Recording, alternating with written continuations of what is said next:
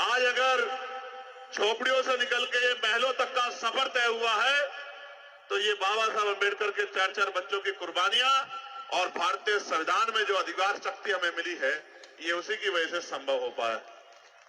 लेकिन मैं ये सोचता हूं, एक डॉक्टर, इंजीनियर, आईएएस, आईपीएस बनने के लिए तो कई साल मेहनत करनी पड़ती है, 10-12 घंटे खर्च करने पड़ते हैं, तो मेहनत का काम। और लोकतंत्र जब नहीं था, राजतंत्र था, तो राजतंत्र में तो उससे भी कठिन था। उसमें युद्ध होते थे, तलवारें चलती थी, भाले चलते थे, बंदूकें चलती थी, तोपें चलती थी, हजारों हजारों लोग जान जाती थी, धरती रक्त रंजित हो जाती थी, तब जाके राज बदलता था। अब तो बाबा साहब अम्बेडकर के आशीर्वाद से पहले बैलेट का बटन दबा, बैलेट में मोहर लगाकर, और अब ईवीएम का बटन दबाकर आप इस राजकाज को बदल सकते हैं। कितना आसान कर दिया। लेकिन जैसे मैंने कहा कि पहले युद्ध करने के लिए तलवार चलानी सीखनी पड़ती थी, भाला चलाना सीखना पड़ता था, बंदूक सीखनी पड़ती थी, बंदूक खरीदनी पड़ती थी, तलवार खरीदनी पड़ती थी, तोप खरीदनी पड़ती थी। अब तो कुछ भी नहीं खरीदना।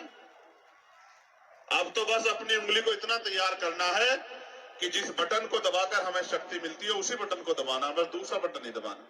इतना छोटा सा काम।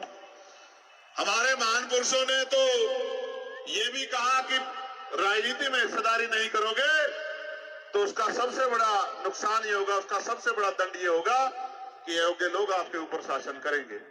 हमारे लोगों ने इस बात को नहीं समझा, नहीं समझा। हमारे लोगों ने राजनीतिक शक्ति दूसरे लोगों के हाथ में दे दी और इंतजार करते रहे कि ये हमारी जिंदगी बदलेंगे।